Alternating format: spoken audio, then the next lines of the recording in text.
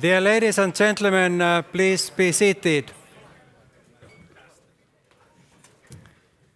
So, dear ladies and gentlemen, dear honored guests, dear Chair of the Board of Directors of Nokia Corporation, it's my great pleasure to greet you warmly welcome to the annual award ceremony and celebration of the Nokia Foundation.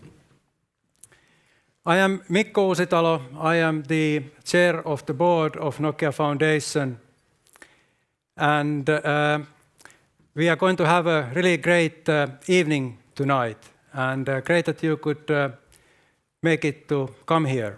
We are here this evening at the Little Finlandia, which was built when the Pikku-Finlandia hall was under renovation, and we have a great opportunity to enjoy these premises among the last guests of being here, because these premises are quite soon going to be taken apart and moved to other locations in Helsinki area to be used for other purposes. After my welcome, there would be a Nokia keynote, and then the first part of the award ceremony.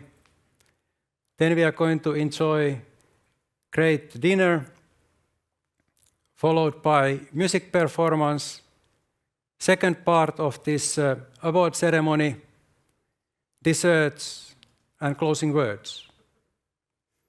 Also, if you didn't have an opportunity to see the demos before starting this event, there will still be an opportunity for 1 hour after the closing words, those who want to stay to look at the demos.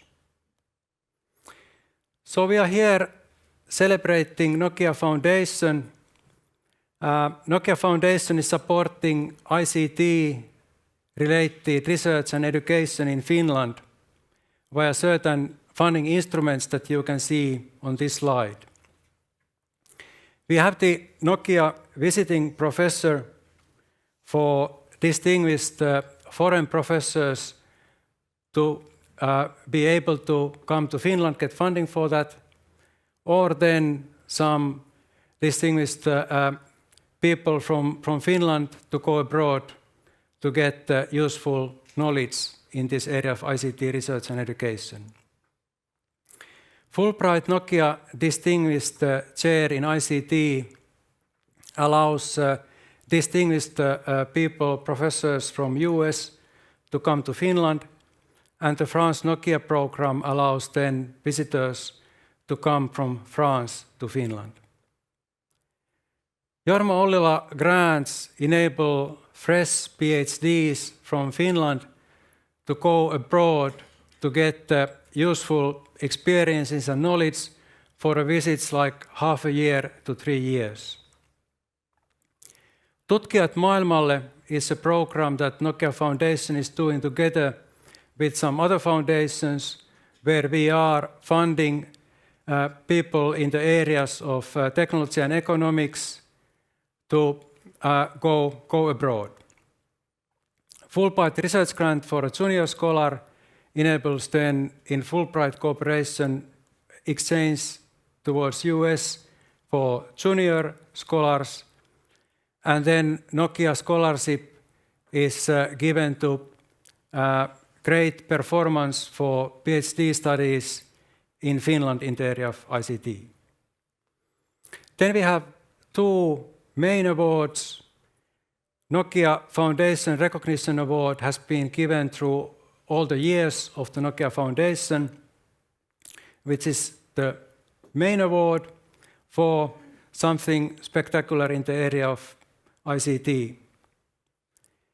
Then this year we are for the first time going to have also Nokia-OKKA Educational Recognition Award, giving credit to the very important work of education. We have granted over 2,000 scholarships, grants and awards, with a total sum over the time of the foundation of 30 years, reaching above 11 million euros. Nokia Foundation board is visible on this slide.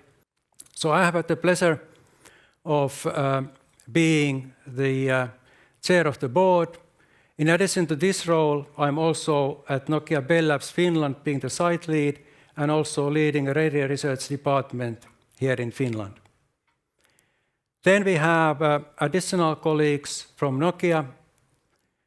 We have Sari Nielsen, Nokia Bell Labs fellow, as well as Jukka Rantala, Director of Research Collaboration. Then the majority of the people in the board are coming from Finnish academia. Professor Petri Mähönen from Aalto University, Professor Sasu Tarkoma from University of Helsinki, Professor Antti Tölli from University of Oulu, and Professors Leena Ukkonen and Mikko Valkama from Tampere University.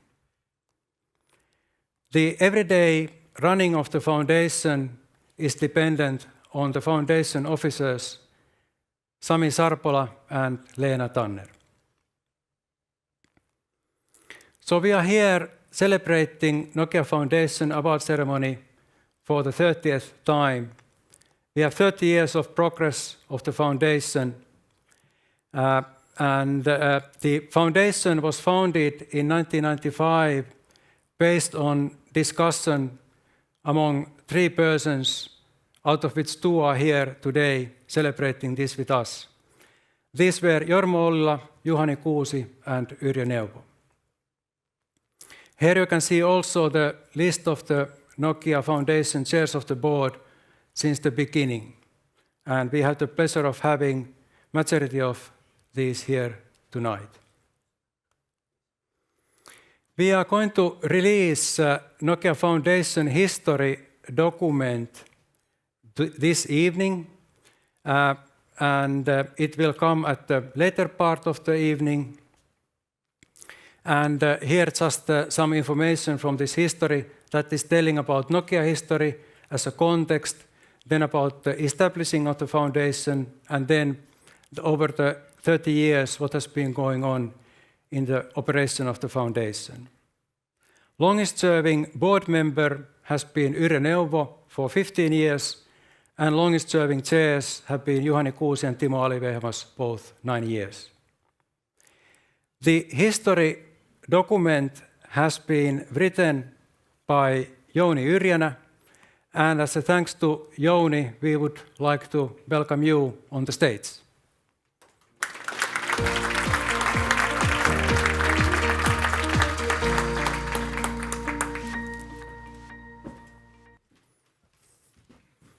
you.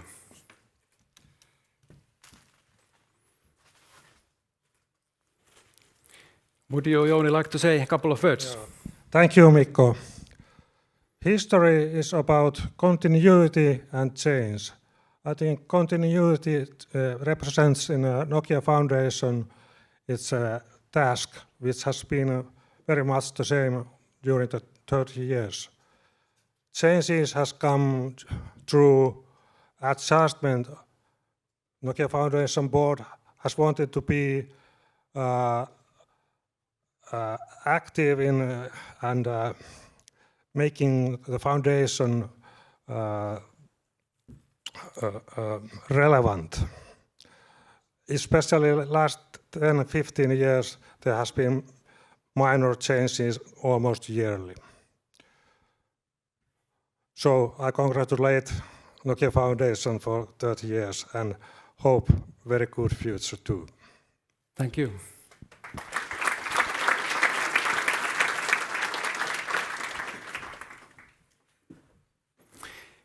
So Jouni did the writing work, and in the creation of the history document there was also many other aspects that we took care and commented and also gathered information. And here you can see also the rest of the team behind the history document. So thank you Kaisa-Leena Rahikka, Jukka Rantala, Sami Sarpola, Leena Tanner, and I was also involved in the work. Okay, but more about the history also later. And then it is already time to move to the Nokia keynote, which is given by Group Leadership Team member and President of Nokia Technology Standards, Patrik Hammarén. Please, the stage is yours.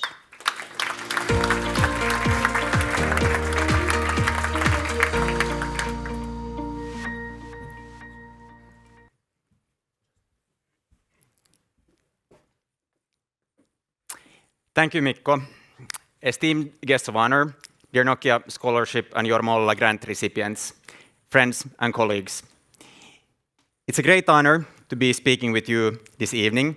I'm delighted so many of you could join. At Nokia, we're incredibly proud of the Nokia Foundation and the role it plays in empowering tomorrow's innovation. Over the past 30 years, as Mikko said, the Foundation has made significant contributions to the development of information and communication technologies, awarding over 2,000 research grants. The Foundation has been funding research in important areas such as 5G, 6G, and AI, and strengthening ties between Finland and the global research community. I would like to take this opportunity to thank those that Mikko also listed that have led and supported the Foundation in its work now and in the past. Mikko also highlighted Jorma Ollila, who was the driving force behind the creation and growth of the Foundation. So a big thank you to you, Jorma.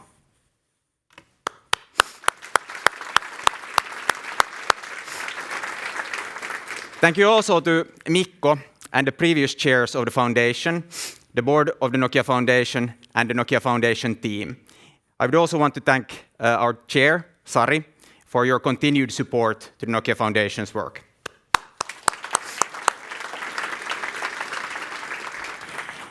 As many of you know, we had our Capital Markets Day last week and shared our thoughts on where the industry heads and what we expect to happen next. I would like to say a few words about this and how it relates to Nokia and the future of connectivity. We live in exciting times. The AI supercycle is accelerating demand for advanced, secure, and trusted connectivity. It's a multi-wave structural transformation that will reshape industries, economies, and advance human progress. Intelligence is moving across networks, devices, and data centers, and this intelligence moves into the physical world. It will transform how devices interact, how industries operate, and how people live and experience technology. We at Nokia are once again in the middle of this change. This time, we're connecting intelligence. It is a moment of disruption, and disruption always brings opportunity. This is a moment where new leaders emerge. As you have likely heard and read, AI adoption is scaling faster than any technology in history. Hundreds of millions of people are already using platforms like ChatGPT, Gemini, Claude, and others. This shift in behavior is also already visible in our networks. We're seeing far more intensity and variability in traffic patterns and entirely new demands on latency, reliability, and throughput. And the network is no longer just carrying bits. It is increasingly carrying tokens, the currency of intelligence. Our research shows that consumer AI traffic across mobile and fixed networks is set to grow at over 20% annually through the next decade. And enterprise and industrial AI traffic is accelerating at nearly 50% annually, driven by more distributed and more real-time applications. Last week, at Capital Markets Day, Justin also announced the company's new strategy to ensure that Nokia leads in the AI supercycle and maximizes the many opportunities ahead of us. We have 5 strategic priorities.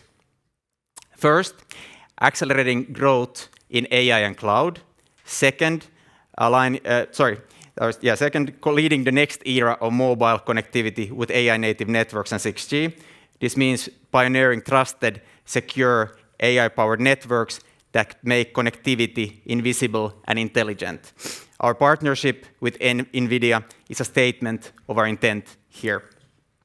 Third, growing by co-innovating with customers and partners. As many in this room know, some of our best invention doesn't come from our labs, but it comes from the collaboration we do with you. Going forward, we want to do even more with our customers and with our partners. Fourth, focusing our capital on where we can differentiate. This means being very disciplined with the resources when investing, but also investing heavily in the areas where we see a technical advantage. Finally, unlocking sustainable returns, meaning we drive AI-enabled productivity and empower our people to drive great results. Turning to the Technology Standards unit, the business unit that I and many others here represent. Let me say a couple of words about our situation. Open global technology standards are the invisible infrastructure on which the digital economy is built. And Nokia is leading the way in standards, in patents, and in licensing. We now have over 26,000 patent families, up from around 20,000 5 years ago, and we have more than 7,000 patent families declared as essential to 5G. The speed of our innovation is not slowing down. We are entering the golden windows for 6G, for Wi-Fi, and for our video codecs. As I said at Capital Markets Day, I don't think the Nokia Technology Standards team has ever been in a stronger position than we are today. And that's important, as our team is crucial for Nokia's future technology leadership and, of course, also for the financial performance.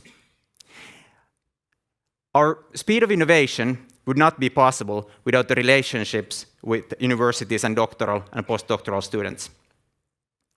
These relationships are crucial to us. Also, Finland is, of course, a very important country for us when it comes to research, and I believe this relevance is only growing going forward. As many of you present here today know, we are already closely collaborating with the main universities in Finland when conducting our research. We're pleased to support Aalto University doctoral school program, training in highly skilled PhDs in the field of quantum, radio, and antenna technologies, and also the education in computer engineering. With the University of Helsinki, we are partnering on a number of fundamental research topics, including 6G, edge computing, and AI, and radio, as well as IoT, and lately also with understanding space weather. In Tampere, the SOC Hub project, coordinated by the Tampere University and Nokia, is at the forefront of developing the system-on-chip design industry in Europe. And we are also working closely with Tampere University on multimedia technologies. With the University of Jyväskylä, in turn, we collaborate on information sciences. And with the University of Oulu, in partnership with other universities, we're collaborating on the world's first large-scale 6G flagship program. This has made Finland the forerunner in 6G technologies. And we have been pleased to expand this collaboration also to the EU Commission-supported Hexa-X programs, such as the Hexa-X2, which was the European-level 6G flagship, where we were participating in collaboration with Aalto University, the University of Oulu, and VTT. This EU-wide project, which Nokia had the privilege of chairing, was defining the initial technical architecture and the foundation of 6G. In addition to all of this, Nokia also plays an active role in developing Finnish industrial ecosystems. As part of Business Finland's Veturi initiative, over 100 Finnish research institutes and companies collaborate together. The first Veturi program, led by Nokia, was called Unlocking Industrial 5G, which was completed in June 23 and helped establish Finland as a frontrunner in industrial 5G networks. The second program, Competitive Edge, which focused on building a competitive advantage in Finland from edge computing, ended at the end of 24, with results strengthening Finland's position as a global leader in edge computing.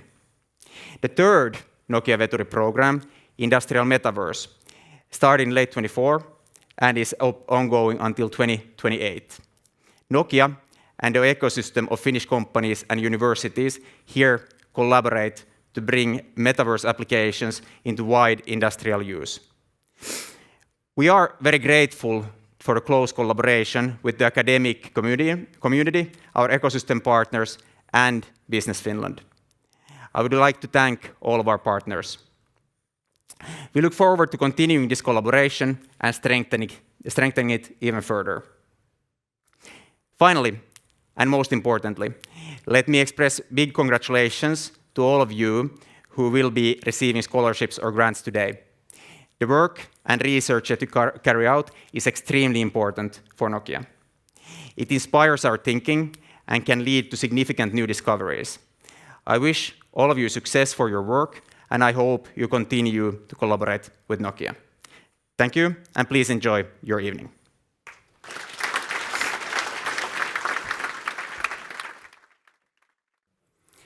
So among the category of visiting professors, the first one is Philippe Delon.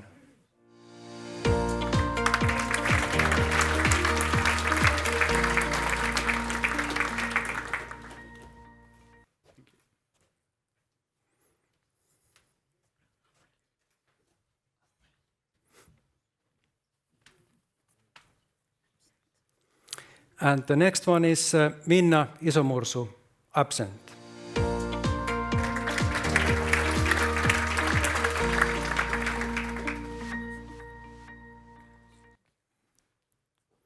And the next category is France Nokia Chair d'Excellence in ICT.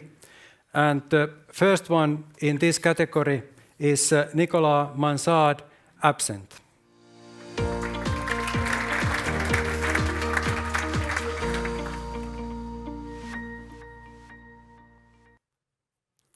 And the second one is Maxime Pelka.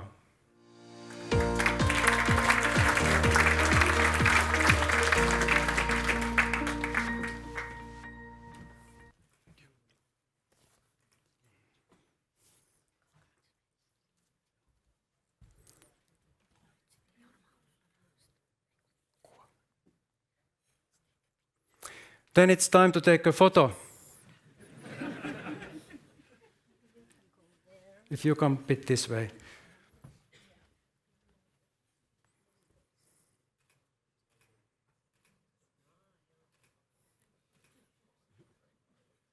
Thank you.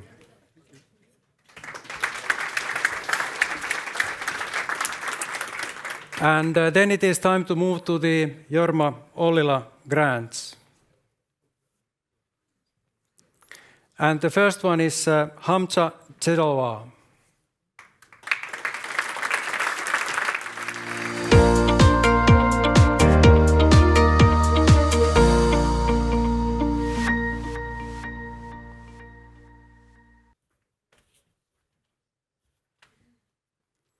And the next one is Petrus Mikkola.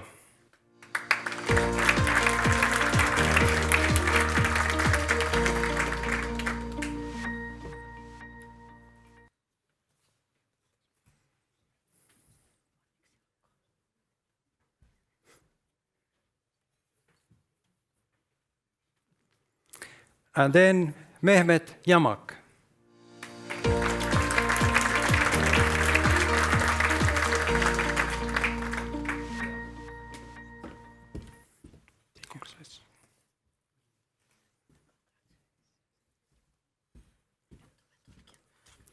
And then we move to Tutkijat maailmalle from also the Jorma Ollila Fund. And the first one is Heidi Hietala, absent.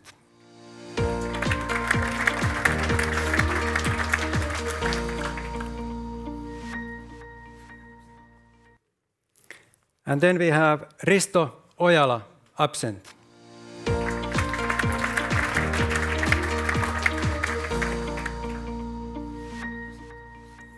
And then we move to the next category, Fulbright Research Grant for Junior Scholar in partnership with the Nokia Foundation. And the recipient is Ugur Akinar.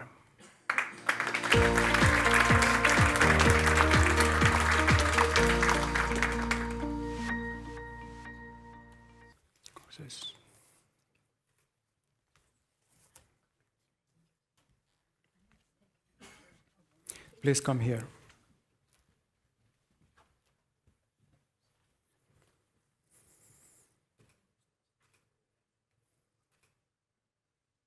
Thank you.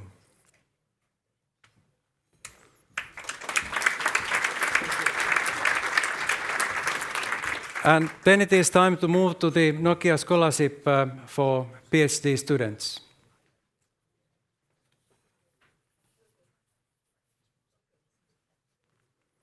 And we start from Iyaz Ahmad.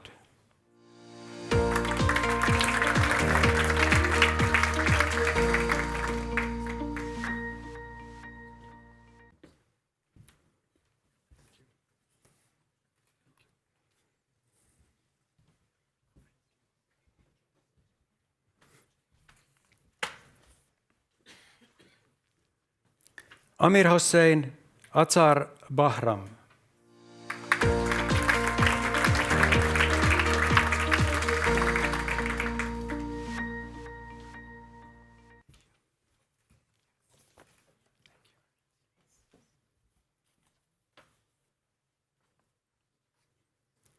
Alexander Bakhtin.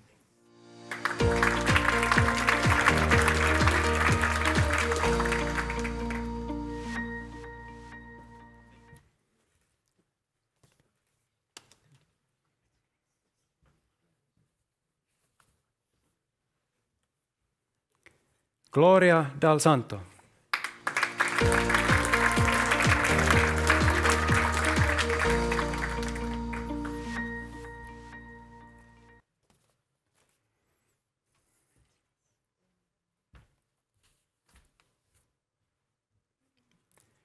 Carlos de la Torre Ortiz.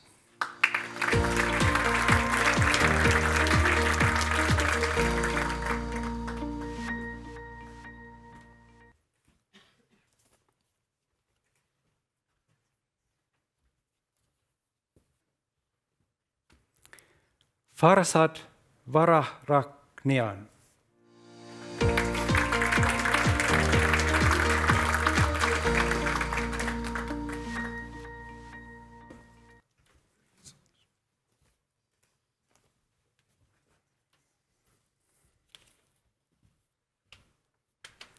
Sayan Karib.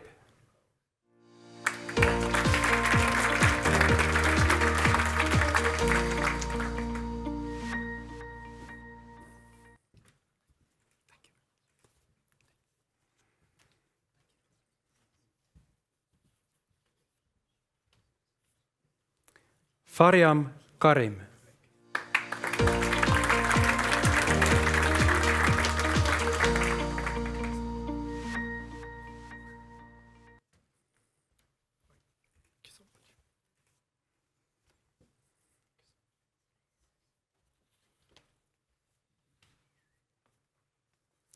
Muhammad Khalili.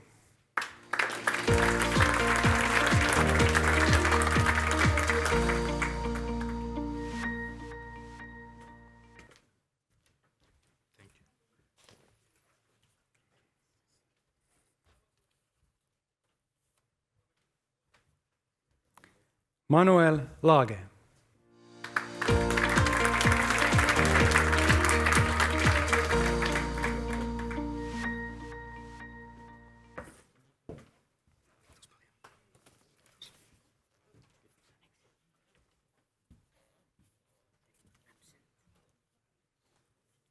Mehdi Letafati, absent.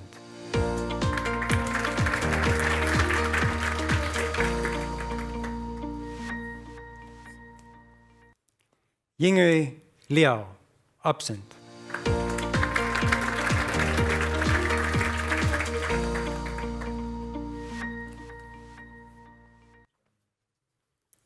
Maxim Masiukov.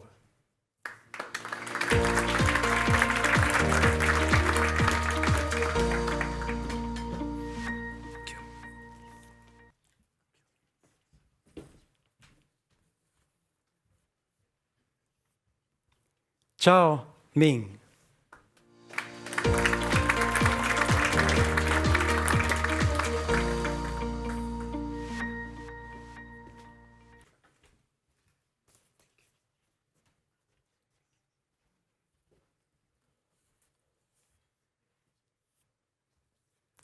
Mostafa Mova Hedi Komi.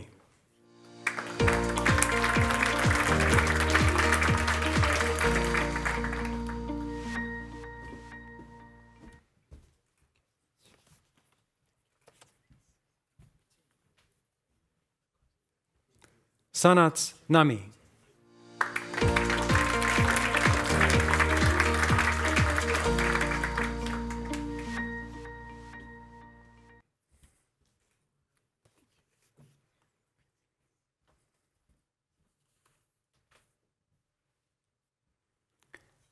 Mohammad Naseri Tehrani.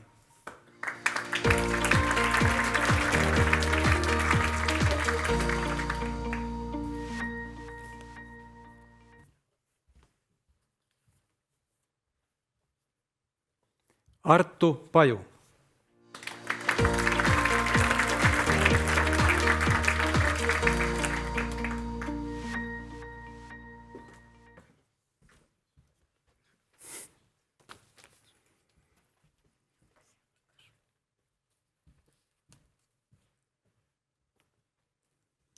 Prasoon Rakhu Vanshi.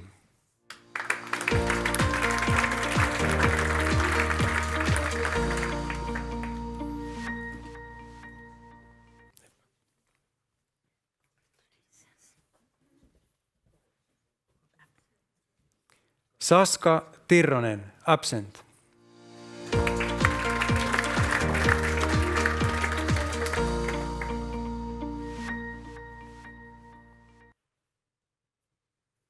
Abdullah Tokmak.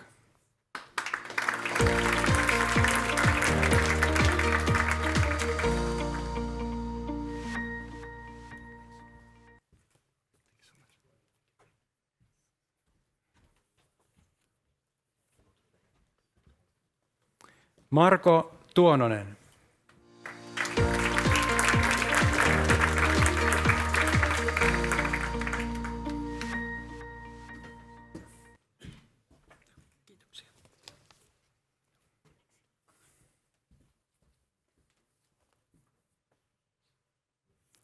Niklas Vaara.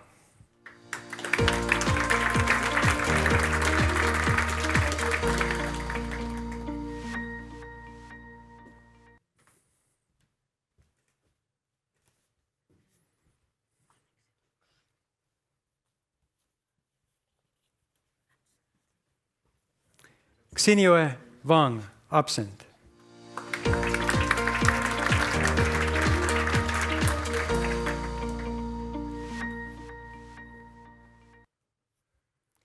Chao Yang.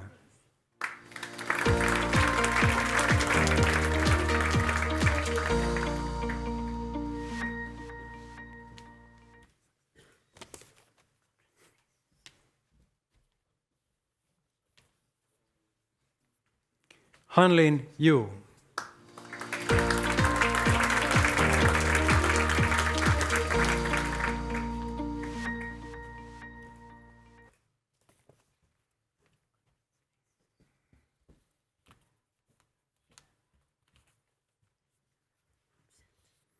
Yifan Chang, absent.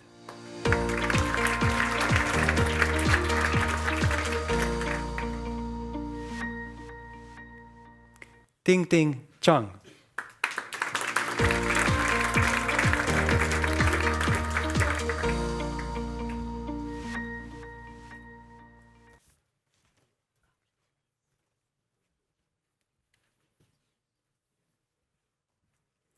Yang Yang Chao.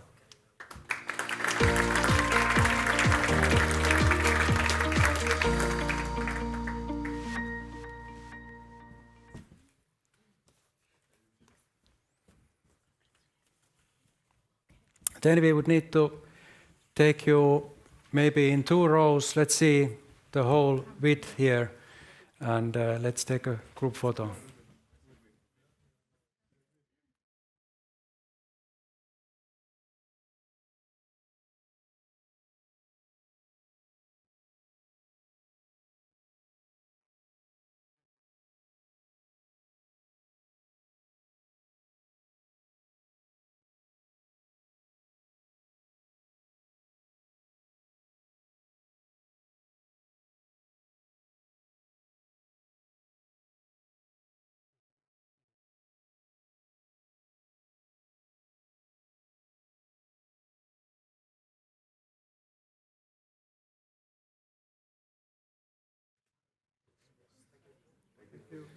you.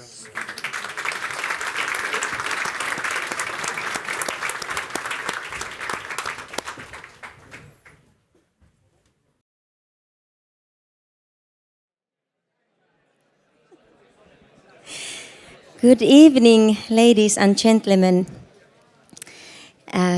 We are a duo called Sienna. This is Senni Eskelinen and my name is Kaisa Leskinen. And Senni is playing electroacoustic kantele for us tonight. And this instrument is our national instrument. And we are gonna perform 3 songs now and 1 song later tonight. And the first song is called Vain rakkaus.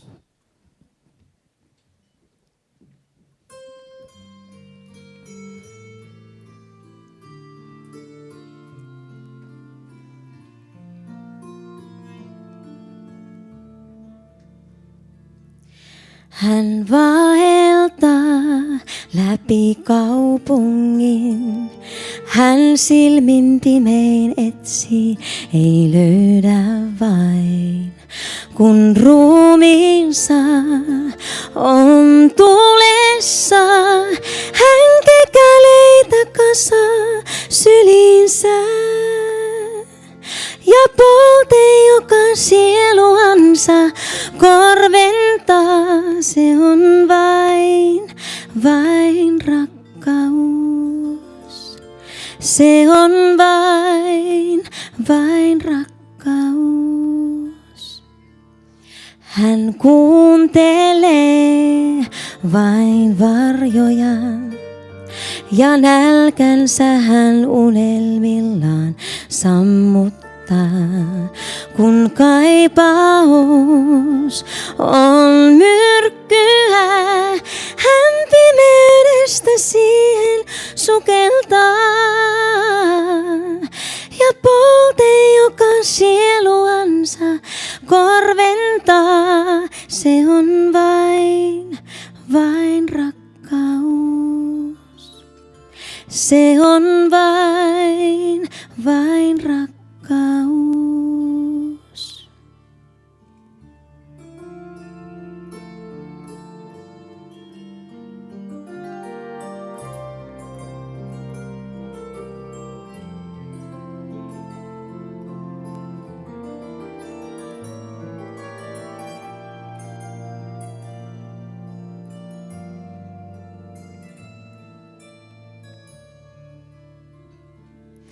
Hän tähtiyötä katselee ja kuulee, näkee kaiken, minkä nähdä voi.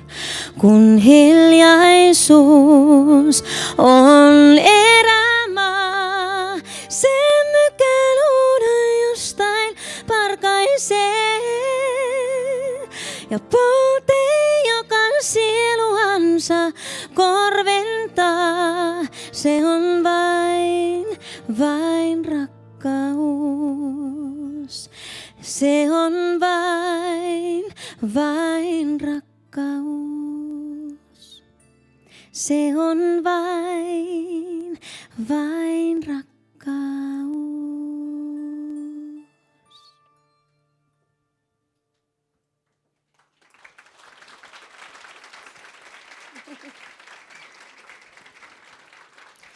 Thank you so much. Next song is called A Case of You, and it's of course Joni Mitchell's beautiful song.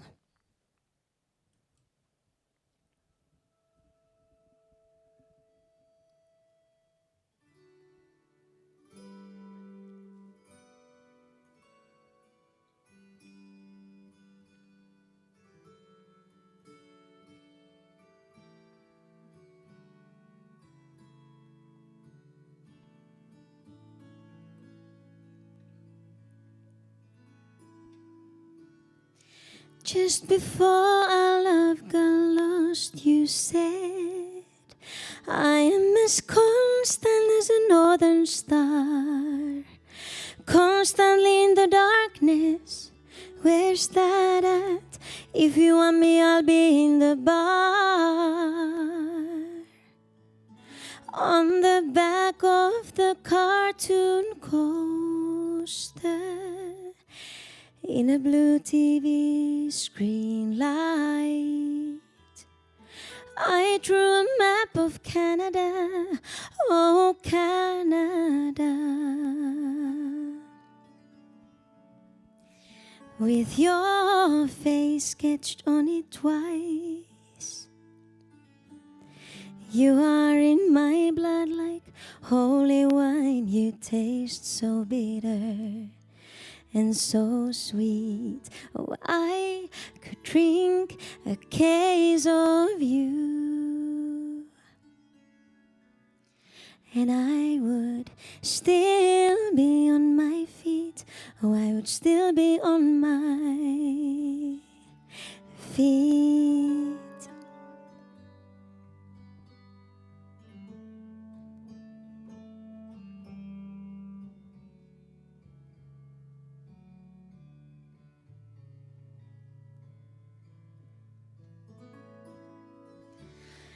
I am a lonely painter. I live in a box of paints, and I'm frightened by the devil, and I'm drawn to those ones that ain't afraid. I remember that time you told me, you said love is touching souls.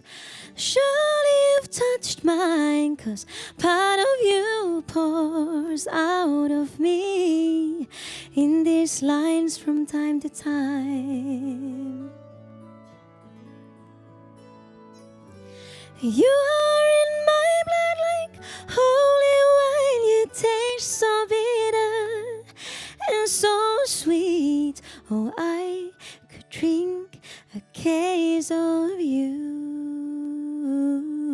darling, and I would still be on my feet. Oh, I would still be on my feet.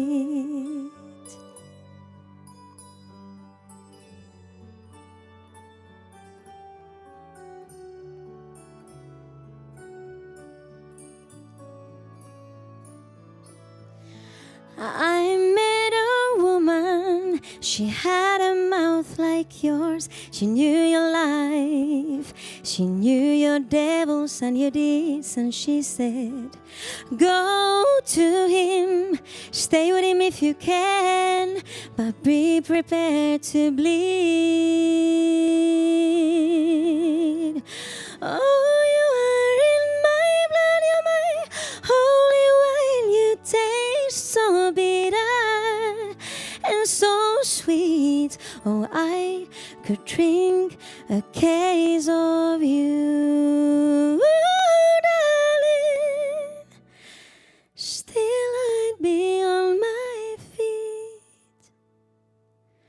Oh, I would still be on my feet.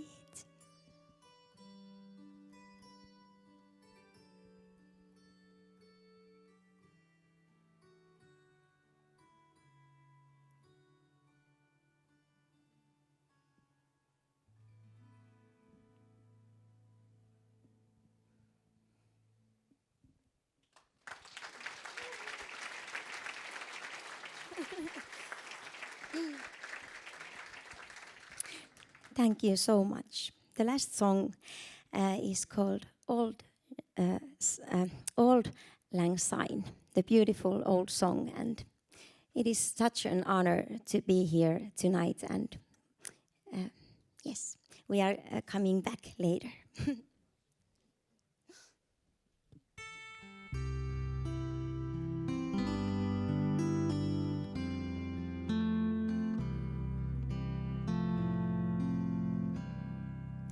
Should old acquaintance be forgot and never brought to mind? Should old acquaintance be forgot and old lang syne? For old lang syne, my dear,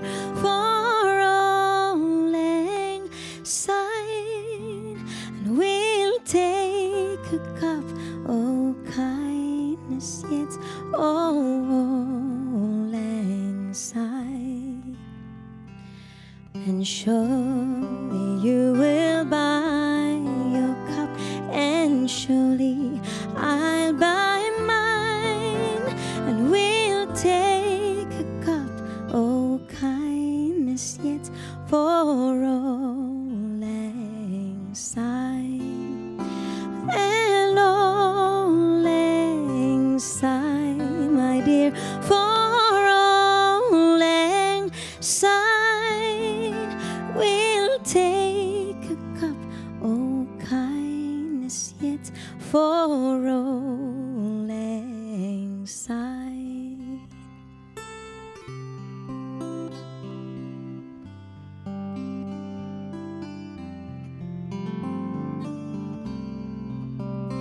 We too have run around the slopes and picked the daisies fine. We've abandoned many weary foot since old lang syne. For old lang syne, my dear, for old lang syne, we'll take a cup, oh kindness yet for old lang syne. We too have paddled in the stream from morning sun to night, but the seas between us have roared from old lang syne.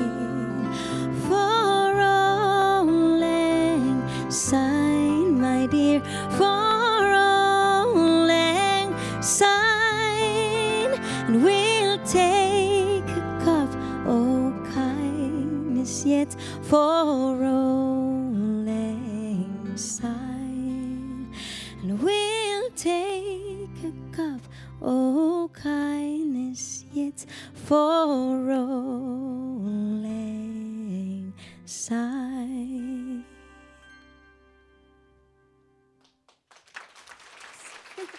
Kiitos. Thank you.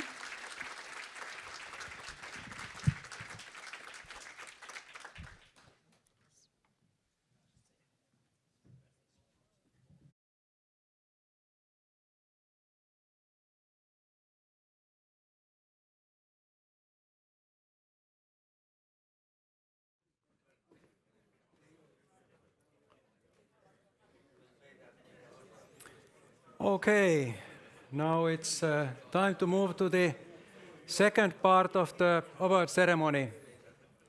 And this part of the award ceremony is led by Chair of the Board of Directors. May I ask Sari Baldauf to join us on the stage?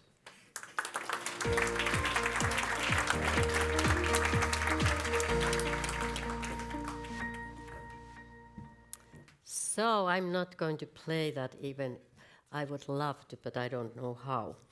But what I will do is that I will talk about the new recognition award that we have launched this year. The purpose of the new award is to call attention to importance of teaching and education.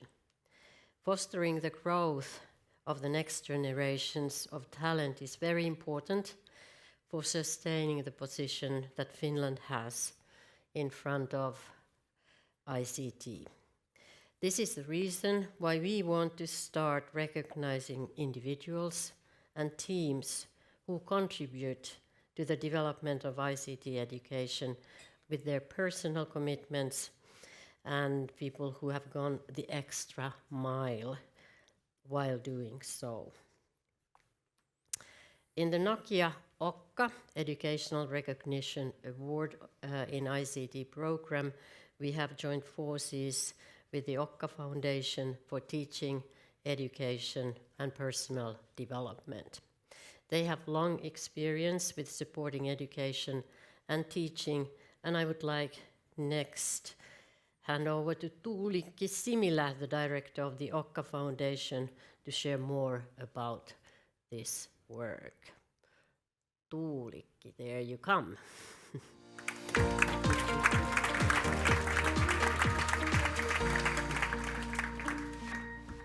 So please.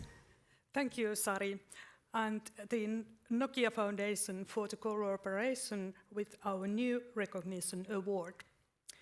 Few words about the OKKA Foundation. We have been established in 1997 to support actors in the field of education and teaching. The aim of the OKKA Foundation is to increase the appreciation and significance of teaching through a wide range of initiatives that include development projects, grants, and recognition awards. We have granted teaching recognition awards, for example, in the areas of sustainable development, teaching of Swedish language, for the use of scientific articles in university education, and for the University Teacher Education Department. In total, during our history, we have granted more than 120 teaching recognition awards for the total value of 160,000 euros. What is important today, however, is that we are launching a new award that focuses especially on the ICT teaching and education. We are truly honored to collaborate with Nokia Foundation on the Nokia-OKKA Educational Recognition Award in ICT. So back to you, Sari. Thank you, Tuulikki. And now to the part that you have all been waiting for.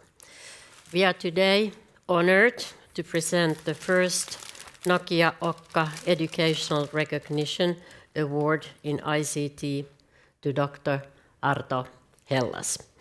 I would like to invite you, Arto, here on stage with us.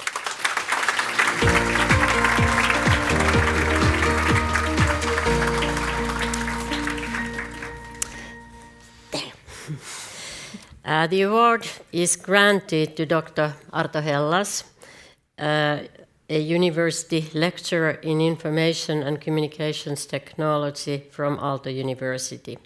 He has made significant contribution to reforming ICT education and to developing new courses and digital learning platforms. His inspiring teaching and tireless efforts produce the experts of tomorrow to benefit both academia and companies. So, I would like to hand over this to you. Congratulations. Can I hug you? Yeah. Congratulations.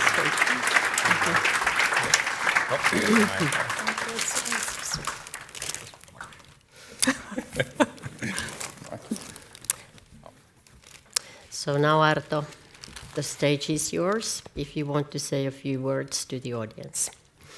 And we could also take a photo while we are here, or just quickly.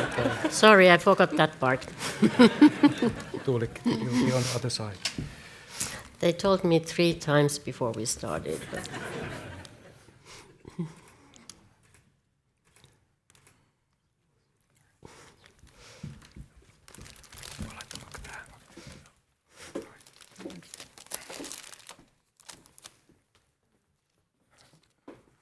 All right. It's funny, I'm a teacher by profession. I teach classes with hundreds of students. And this is like really, really scary for me. Like stupidly scary. But first of all, thank you Nokia Foundation and OKKA Foundation for this incredible honor. So, I have to learn how to use this. This fall, I got an email from Dr. Mikko Uusitalo. He was asking me like, well, hey, could I reach you by phone? I was like, yes, finally. I've written so many recommendations to students. It's finally time that they'll get hired as intern. So I spent a couple of minutes in the call basically thinking like, wait, which student is he talking about? So standing here still feels quite surreal. But the award isn't really about me. It's about the thousands and thousands of students.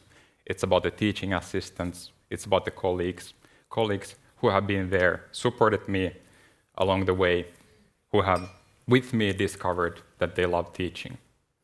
This honor is as much theirs as mine. So actually got into teaching by accident. In 2009, I quit my job in the industry. I was also slightly earlier consultant at Nokia. But I quit my job at the industry to kind of like find meaning in my life. I was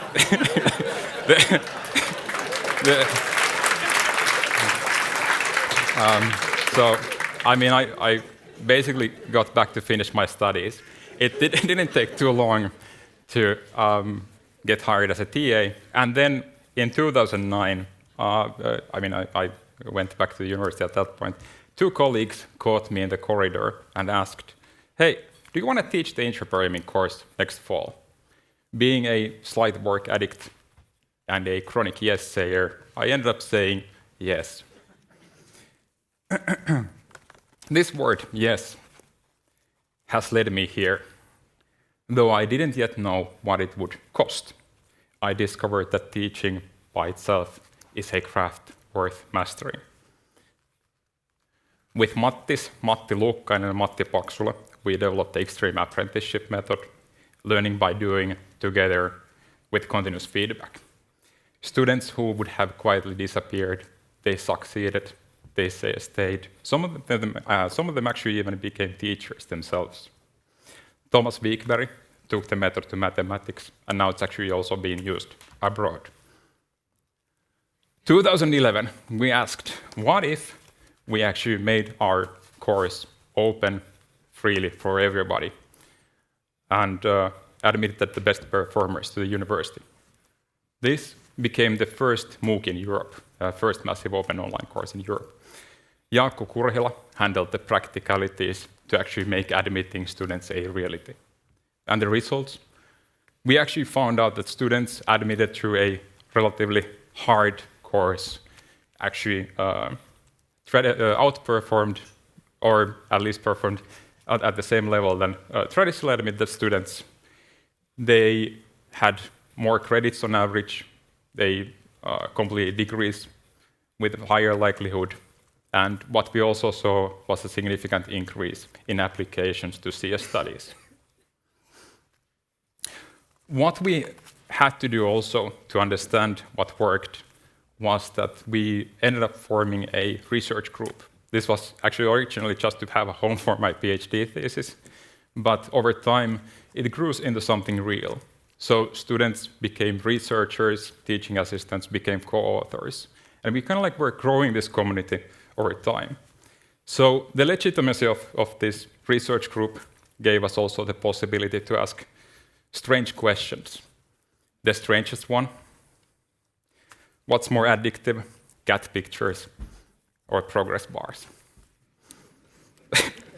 So we showed students cat pictures as rewards for answering multiple choice questions. Nothing, zero effect. But add a stupid little progress bar that ticks forward to nothing if when they answer questions, significantly more engagement, significantly more learning. So there is also like seriousness behind the silliness. So feedback loops matter more than rewards. This essentially confirmed what we had already built into our platforms, that seeing your progress, immediately being able to adjust and try again is what drives learning.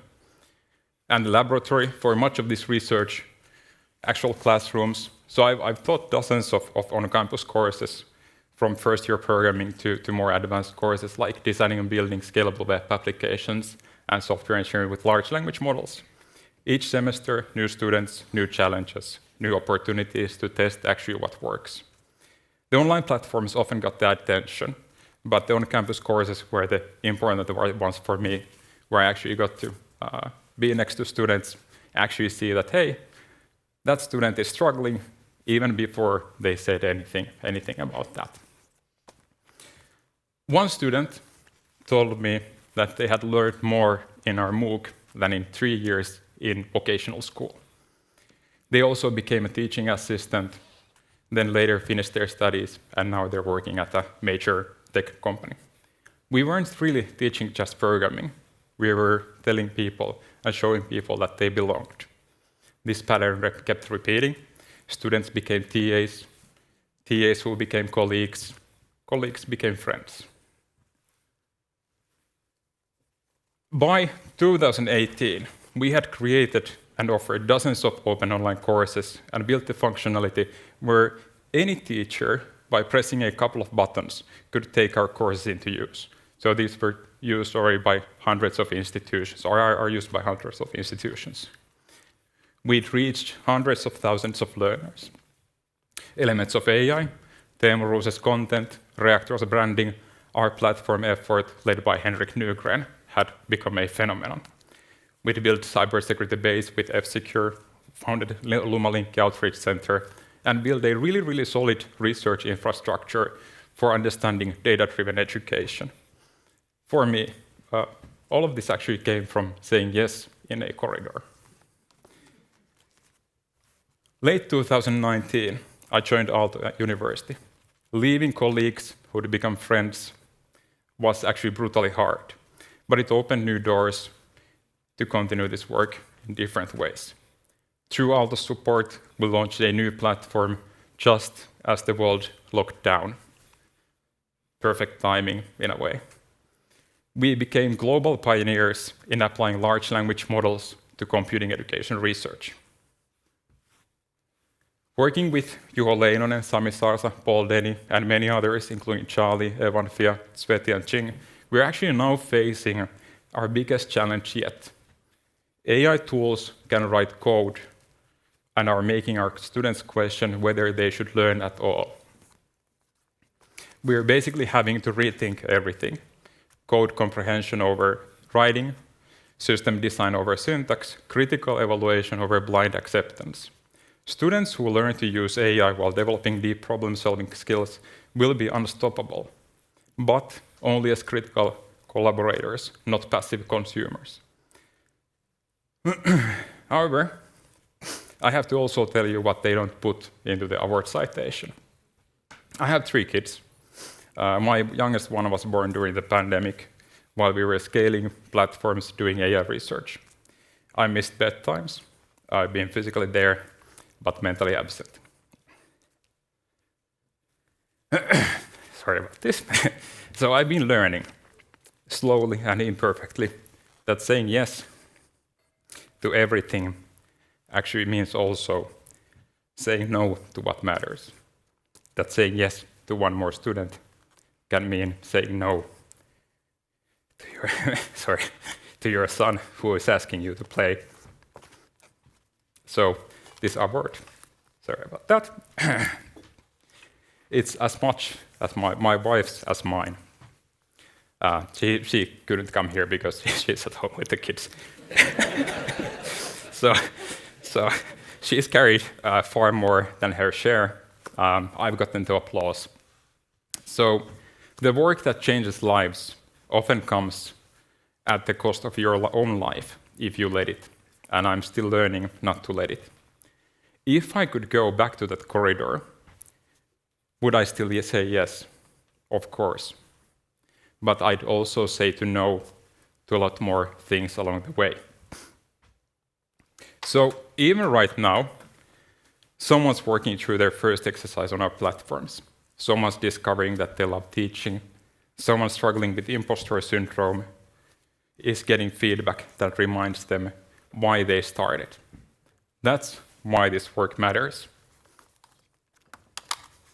In 2009, 2 colleagues asked a question in a corridor.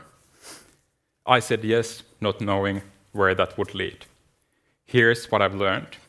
The most important questions often come from unexpected places. and the most important word is often yes. However, the real wisdom comes from knowing what you're willing to say no to.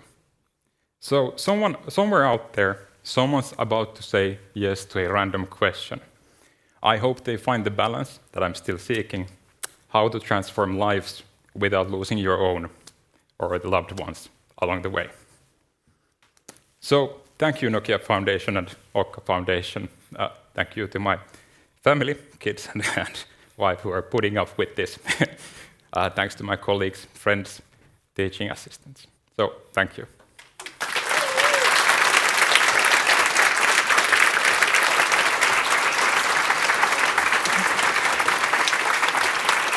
All right.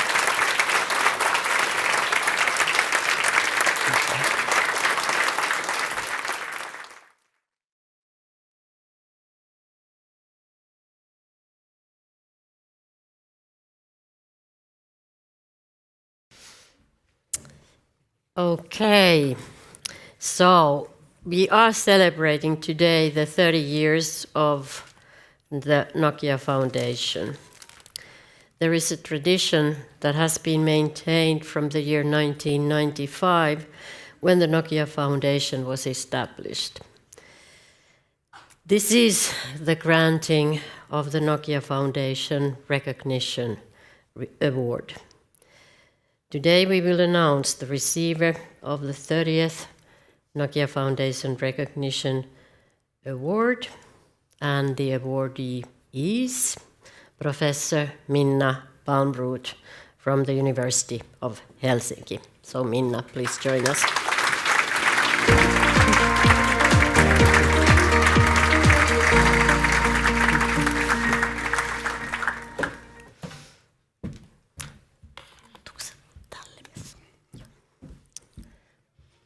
Minna Palmroth is a professor in computational space physics at the University of Helsinki, and a pioneer of space sciences, and a key actor establishing Finland as a leader in the field. From 2026, she will be leading the new Finnish Center of Excellence in Space Resilience. She has also been recently nominated to an academy professorship. So, we will. Now you can all applaud. Thank you. Thank you so much. Congratulations. Thank you. Yep. I can help you with the flowers. You put them there, and the stage is now yours, Minna, please. The photograph. Yeah, exactly. Oh dear. I remembered it before I left. Okay. Thank you. Thank you. Now the floor is yours. So, dear distinguished guests, ladies and gentlemen, it's a profound honor to stand here today. Receiving the Nokia Foundation Recognition Award is not just a personal milestone for me, but it's also a validation for a journey that has often felt like navigating uncharted territory. Many people, when I tell them what all the stuff that I've done, they ask like, how's that possible? So I thought to talk about that today a little bit, so more about the how than the what. Here's a chart of my career milestones overlaid with the number of satellites that have been launched to space. I used the number of satellites as a proxy for the relevance of my field because when there are more satellites that can be defunct due to the conditions in space, that makes also my work, which studies the conditions in space, more relevant. When I did my PhD in 2003, I quickly realized that nobody understands anything about my work. So I decided to connect my work into so many megatrends as possible, and to get basically funding grants from agencies. So first, I harnessed the high-performance computing, or HPC. I then continued to build meaning through space technology. And then around in 2015, I started to talk about space economy, and that led to the realization that we have a planet which is a common pool resource, so we need to utilize it sustainably.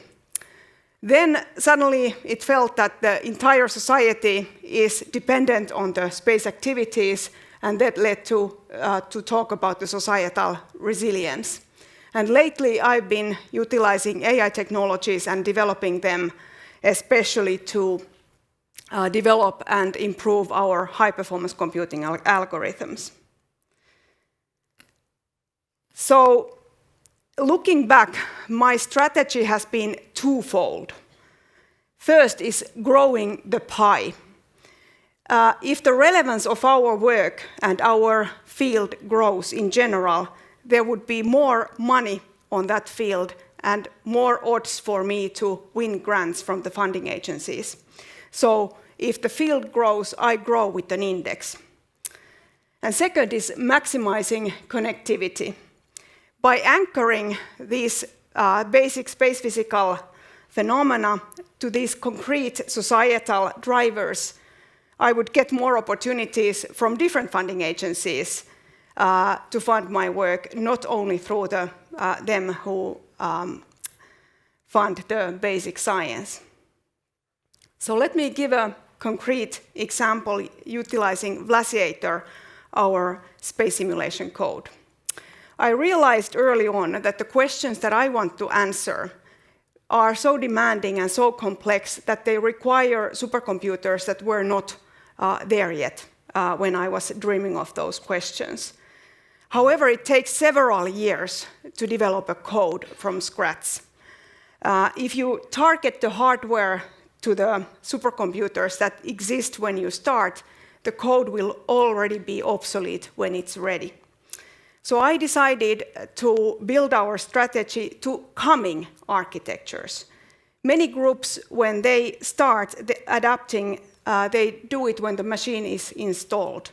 This means that they just begin to develop when we already produce science.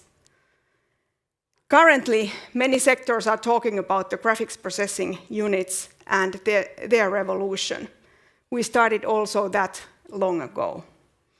Today, we are the #1 simulation group worldwide on our field.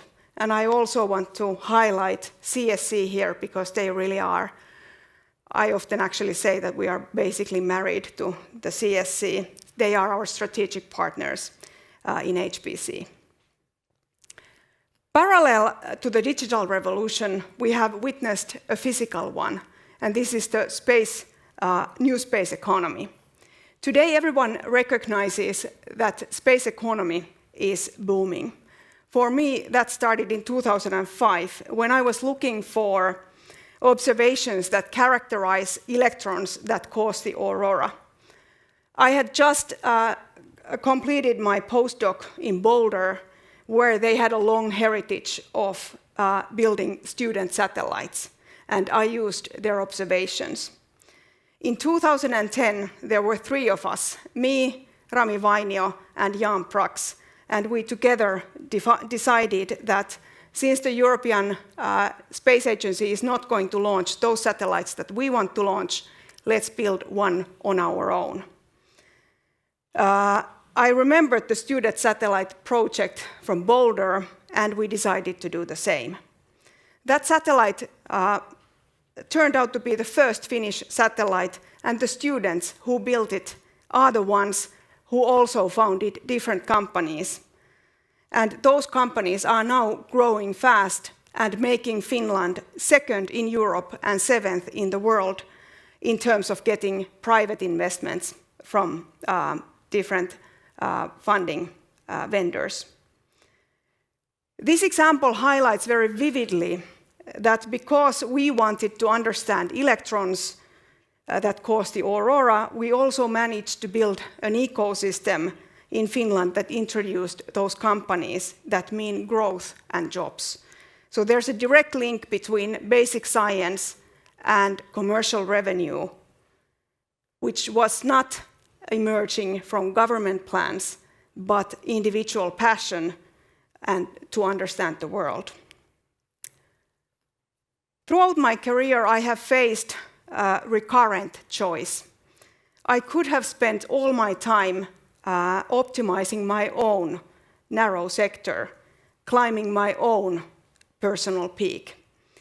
But looking at institutions like Nokia Bell Labs, we realized that the innovation isn't just about the person standing alone on a summit. It's about the infrastructure that makes the climb possible. So I think I'm more like a Sherpa. They don't just climb, they build the camps, they fix the ropes and carry the oxygen. Building an ecosystem is time-consuming work.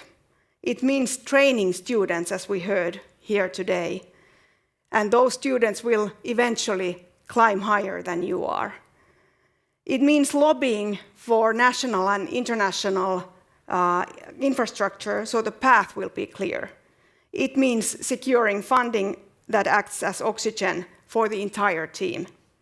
Often this work is invisible. We see a photo of a climber on a summit alone, but we rarely think about who fixed the ropes.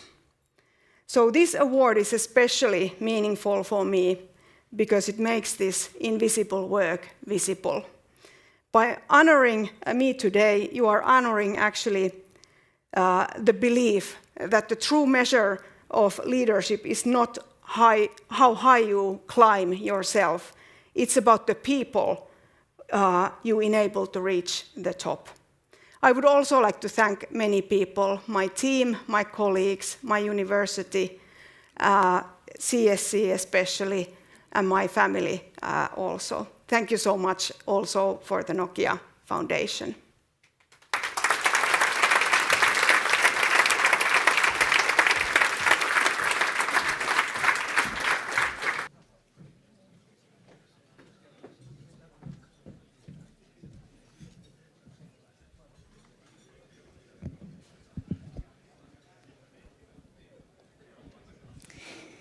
Our last song for tonight is composed by Senni, and the text is a traditional Finnish poem called Hyvää hyvää iltaa.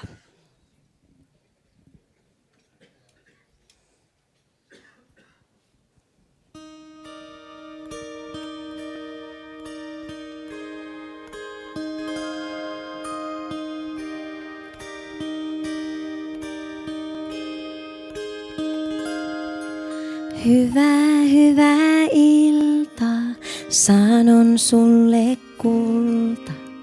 Tulin sua vieläkin tervehtimään.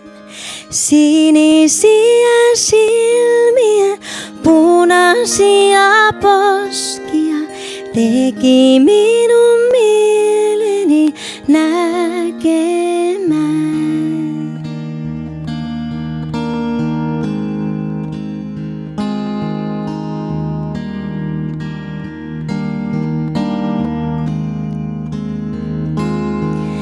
Vaikka minä saisin manttaalin maata ja periä koko maailman tavaran, sinä olet ainoa auringon alla, jota minä sydämestä rakastan. Sinä olet ainoa auringon alla, jota minä sydämestä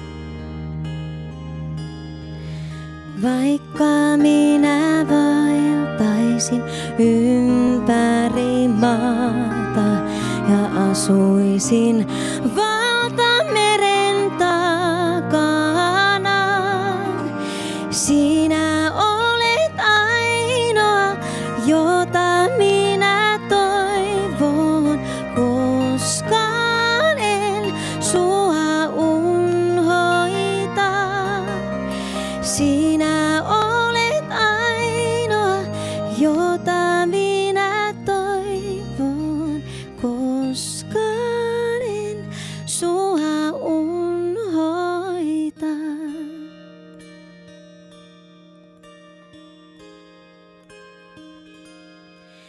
Hyvää iltaa, sanon sulle kulta.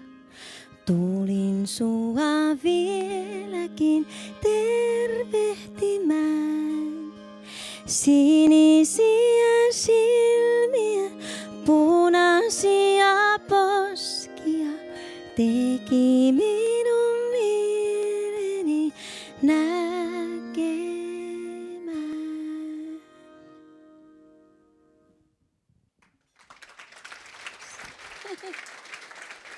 Kiitos. Thank you.